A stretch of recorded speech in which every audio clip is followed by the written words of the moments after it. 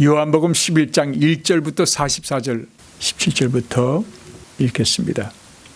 예수께서 와서 보시니 나사로가 무덤에 있은 지 이미 나흘이라.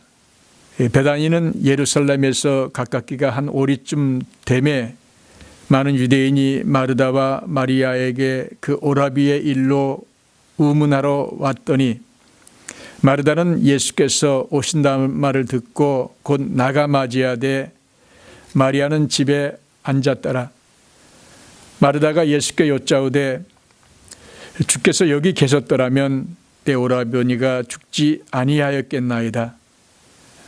그러나 나는 이제라도 주께서 무엇이든지 하나님께 구하시는 것을 하나님이 주실 줄을 아나이다. 예수께서 이르시되 내 오라비가 다시 살아나리라. 마르다가 이르되 마지막 날 부활 때에는 다시 살아날 줄을 내가 아나이다.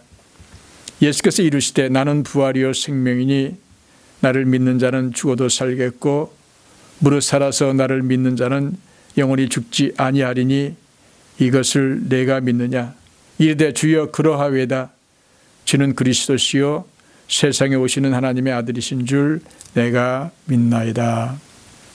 저는 여러분과 함께 예수님을 통한 영원한 생명이라는 제목으로 말씀을 나누겠습니다. 제가 지난 목요일, 금요일 이틀은 버팔로를 다녀왔습니다. 시카고에서 버팔로까지는 한 570마일, 그러니까 킬로미터는 한 917마일 킬로미터 정도가 되기 때문에 서울의 끝자락에서 부산 끝자락까지 갔다가 다시 서울로 돌아온 거리를 하루에 목요일 날 가서 또 병원에 또 들어가서 또 신방하면서 그리고 또 금요일 날 또 오전에 다시 또 신방하고 돌아왔습니다. 저희가 새벽재단의 기도 제목으로 제가 부탁했던 것처럼 이 장수호 목사님은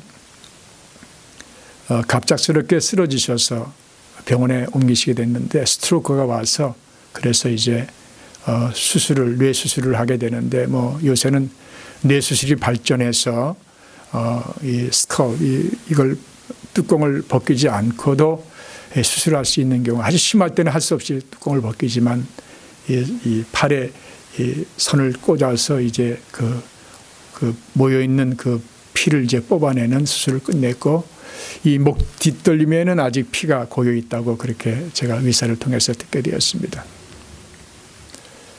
조카들을 통해서 들었을 때 아직 깨어나지 못했다는 얘기를 들었는데 제가 가서 보니까 여전히 좀 깊은 잠에 들어있는 모습도 보였고 그러면서 제가 갔을 때 최영님 저 왔습니다. 제 목소리 알아보시겠습니까? 만약에 저를 알아보시면 손을 제가 잡아요. 왼쪽은 이제 마비가 된 상태인데 손을 잡으면서 이 손을 꼭 잡아주십시오. 그랬더니 꼭 잡으시더라고요. 그러고 나서 눈을 뜨셨어요. 조카들은 너무 기적이 일어났다고 막 그냥 너무 기뻐하고 난리가 났는데 이제 눈은 뜨셨지만 초점이 맞춰지지 아니하고 뭔가 공간을 허공을 보는 듯한 그런 모습이었습니다. 그러고 나서 이제 제가 기도하는 시간을 갖게 되고 그러면서 또 조카들이 없을 때 또 간절히 기도하기도 하고 찬송도 불러드리기도 하고 그러면서 제가 한 가지 깊이 기도하면서 느낀 것은 무능력함을 깨닫게 됐다는 것입니다. 인간은 너무나 무능력하다. 인간처럼 약한 것이 없다라고 하는 것을 다시 한번 깊이 깨닫게 되었어요. 오늘 본문 말씀 나누면서 그 말씀도 제가 같이 나누게 될 것입니다. 사람은 여러분 우리가 살아가면서 예상치 못한 그런 기가 막힌 일들, 물론 좋은 일들도 그렇게 만나지만 전혀 예상하지 못했던 어떤 배드 뉴스, 좋지 않은 것들을 만나게 됩니다. 이 병상에 누워 계신 그 장수호 목사님 보면서 18년 전의 일이 기억이 나는 거예요. 똑같은 모습의 그런 상황이었는데 근데 그때 하나님께서는 데려가셨습니다.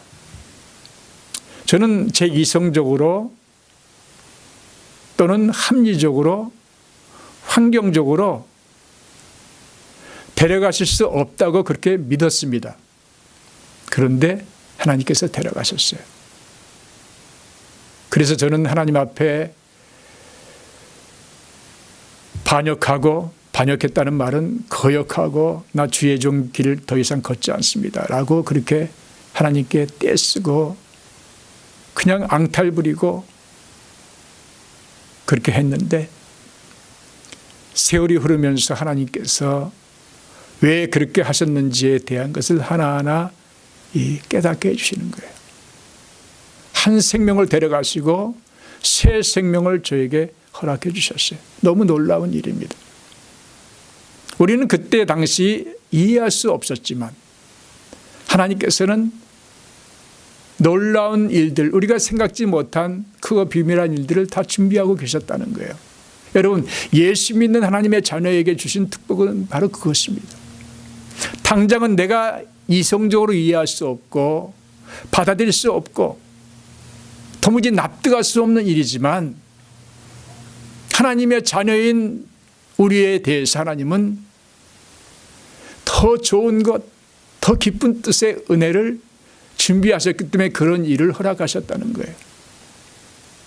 오늘 본문 말씀 보시게 되겠지만 13장에 가서 보면 예수님께서 이 세족식 하시는 장면이 있습니다. 겉옷을 벗으시고 허리에 수건을 띠시고 그 다음에 대야에 물을 담으셔서 제자들의 발을 씻으시고 그것을 닦아주셨어요. 그 베드로에게 왔을 때 주께서 내 발을 씻으시나이까 그렇게 질문합니다. 내 발을 씻을 필요가 없는데 왜 씻으십니까? 라고 하는 거예요. 그때 예수님께서는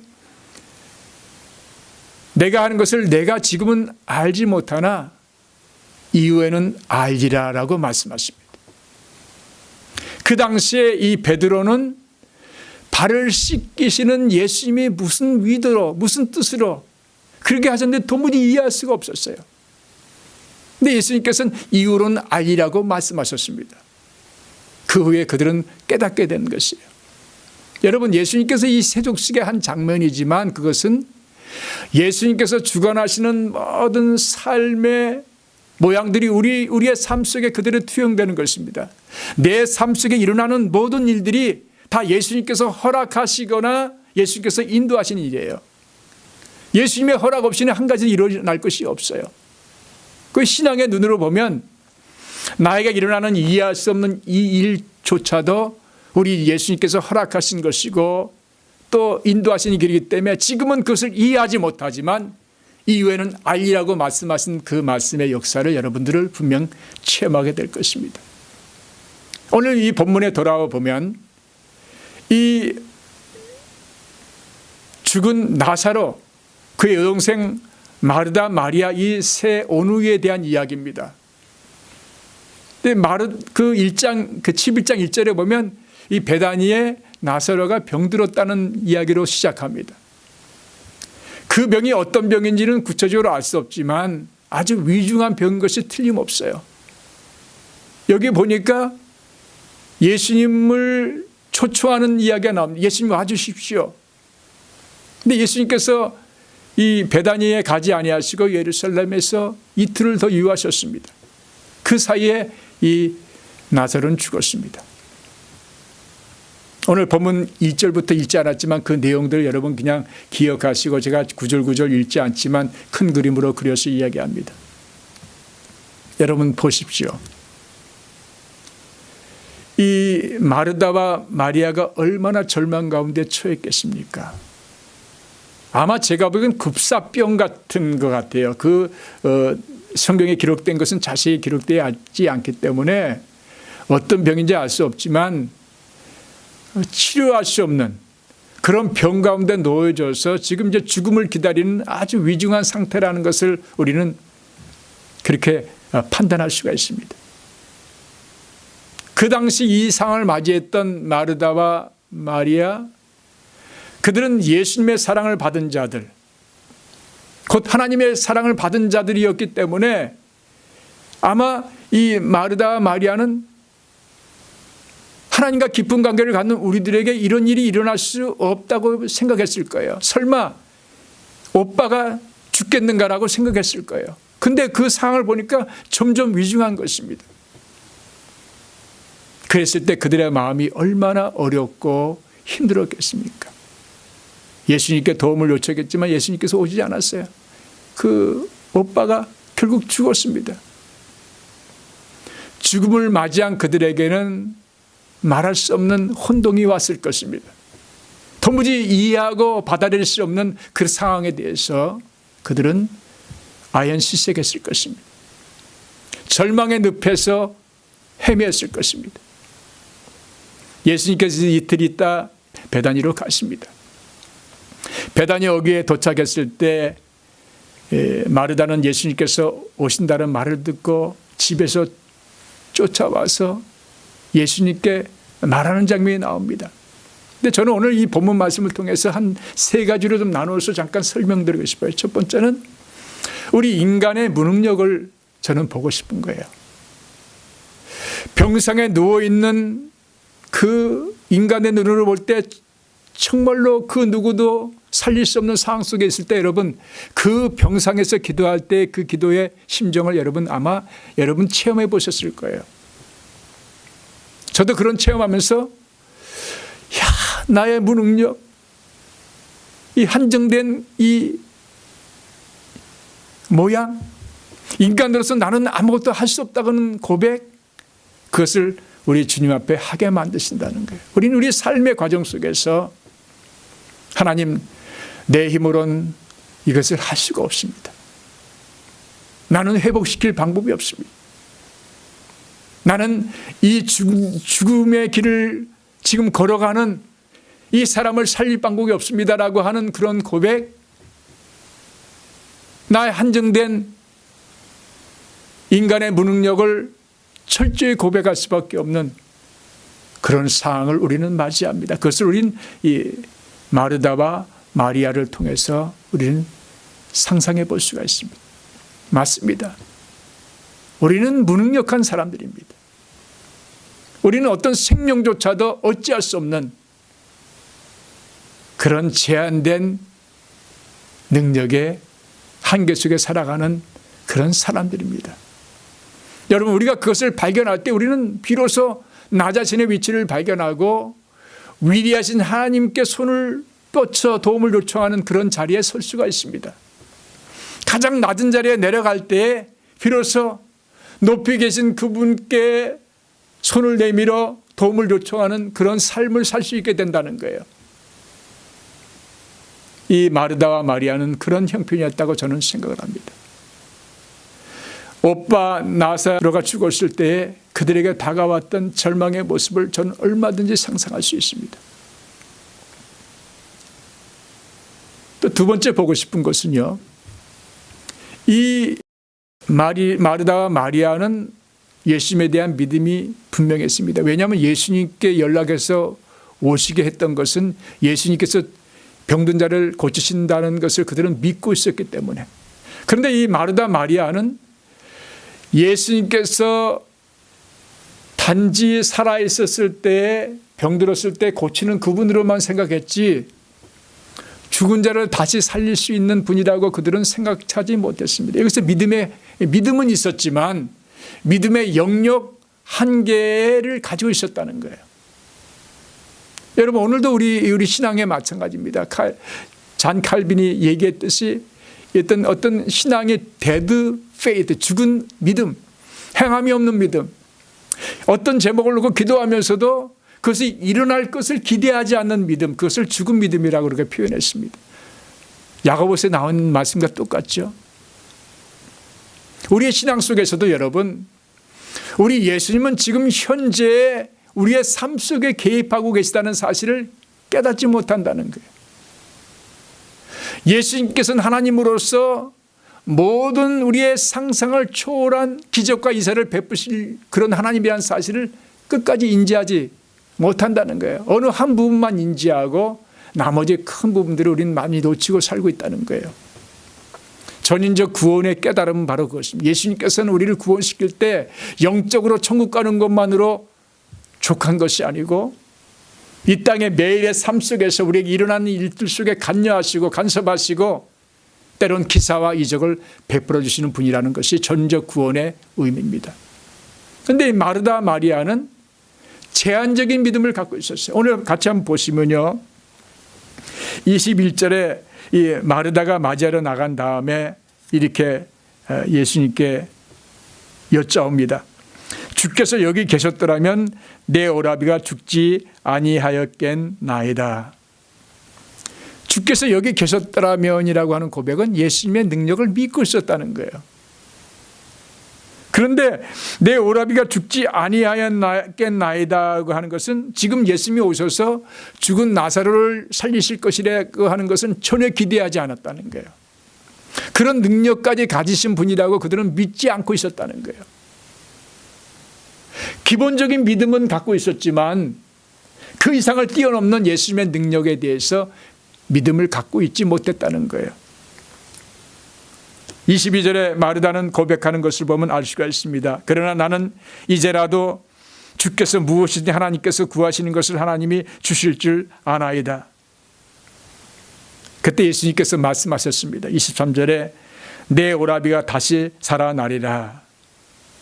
그때 24절에 이 마르다는 이 죽음에서 바로 일어날 것이라고 생각하지 아니하고 장차 어느 시대가 되면 하나님께서 부활시켜 주실 것이라고 하는 것을 그는 기대하고 있었다는 것을 24절에 이렇게 고백합니다. 마지막 날 부활 때에는 다시 살아날 줄을 내가 아나이다. 이것은 마르다가 오빠가 살아있을 때에 병들어 있는 그 상황에서는 치료하실 수 있는 분이지만 예수님께서는 지금 이 죽어 있는 오빠를 살리실 수 있다고 하는 그런 믿음은 전혀 없었다는 것을 다시 우리가 확인할 수가 있습니다.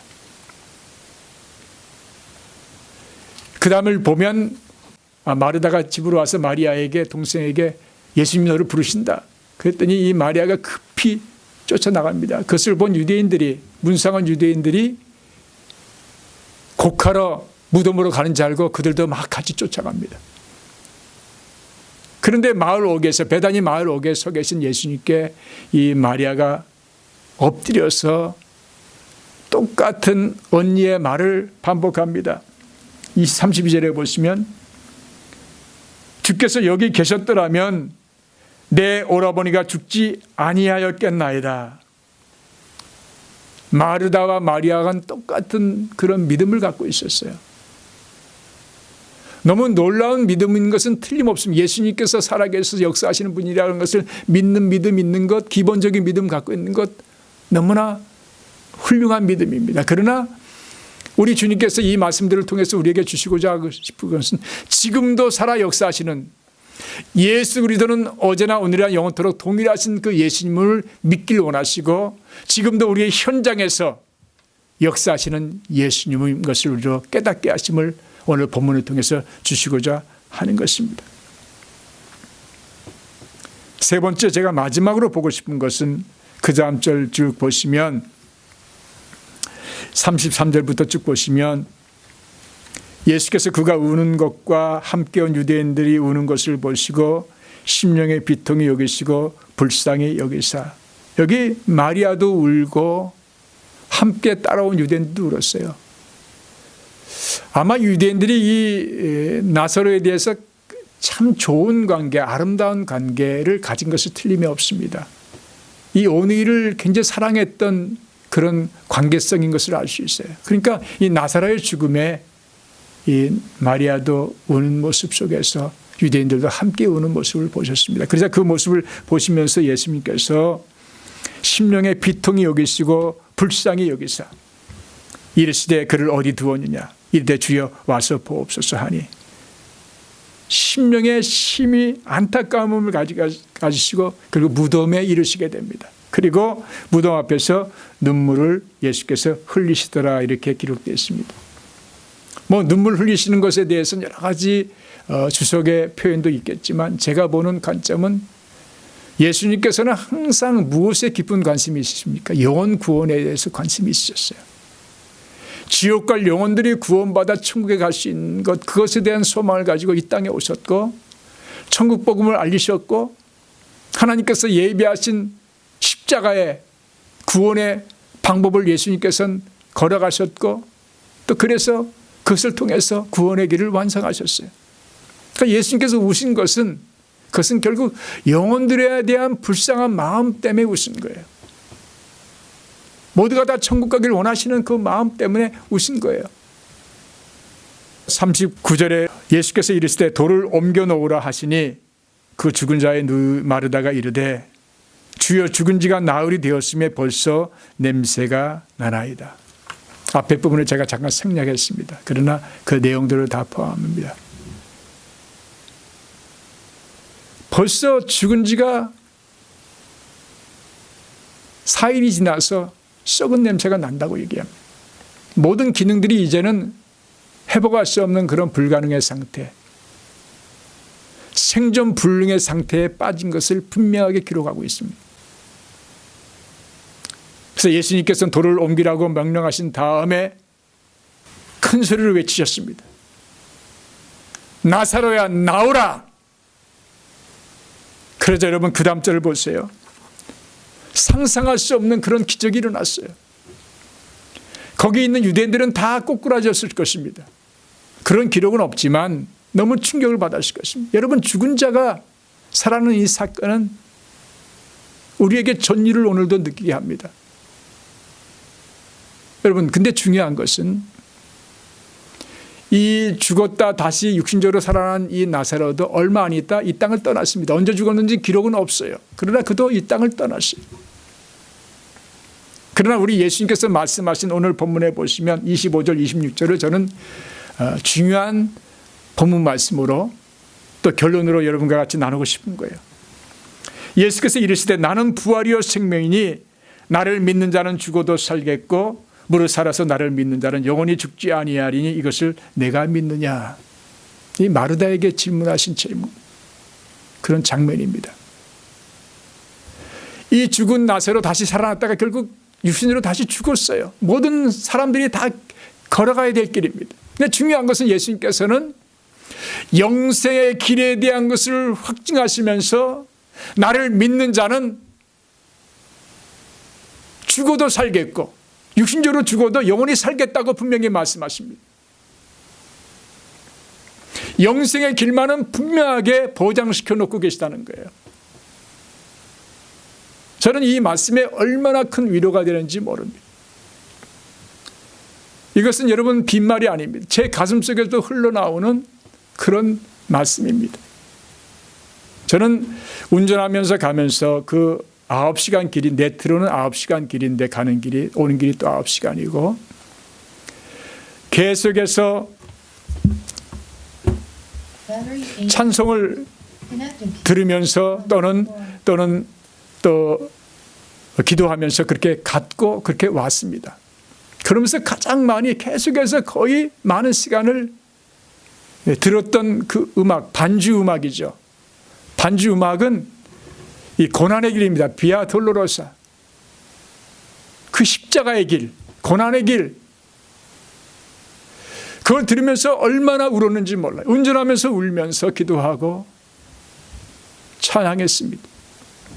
여러분 세상에는 수없이 많은 일들이 벌어집니다.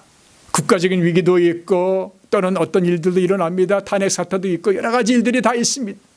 정치적인 어려운 꼬임도 있고 경제적인 어려움도 있을 수 있고 사회적으로 교육적으로 가정적으로 사업적으로 모든 일들이 있지만 그 어떤 것도 우리를 구원의 길로 인도하지 못해요.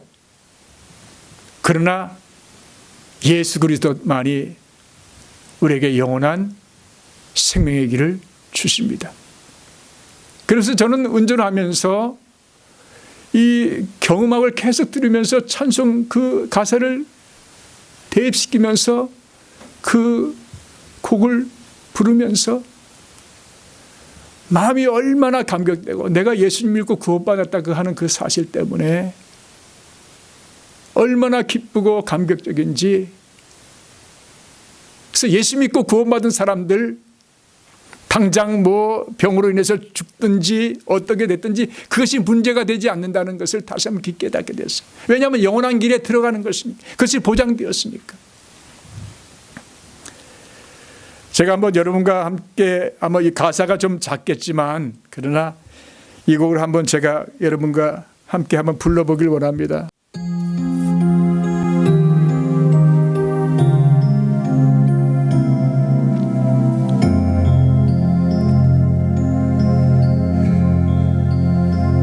십자가를 등에 지고 병정들에 이끌려 주님 갈보리의 길을 걸을 때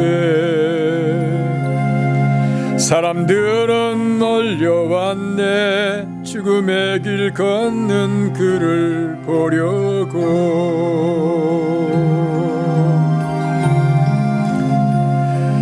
가시면류관을 쓰신 주를 조롱하였네. 채찍 소리에 흥겨워하면서 그들은 소리쳤네. 자칭 메시아를 못 박으라고. 사랑하는 제자마저 모두 떠나버리고 증오와 멸시의 비웃음 속에서 너와 나를 위한 그 애절한 사랑 때문에 주님은 그 길을 걸어가셨네. 갈보리 길, 할렐루야. 갈보리의 길. 사람들은 말을 했네. 이젠 모두 끝이라고. 더 이상 그를 기대할 수 없다고. 자신마저 못 구원한 그는 메시아일 수가 없다고. 갈보리의 그 길만이 진정 구원의 길인 것을 그 누구도 이해하지 못했지만 너와 나를 향한 하나님의 사랑 때문에 주님은 그 길을 걸어가셨네. 고난의 길, 십자가에서 흘린 보혈은 예루살렘 유다와 땅 끝까지 구원의 강물이 되어 온 세상을 덮었네. 세상의 모든 죄를 대속했네. 모두 비웃고 조롱하며 떠났던 바로 그 길을 이젠 너와 내가 가야만 하네. 생명의 길.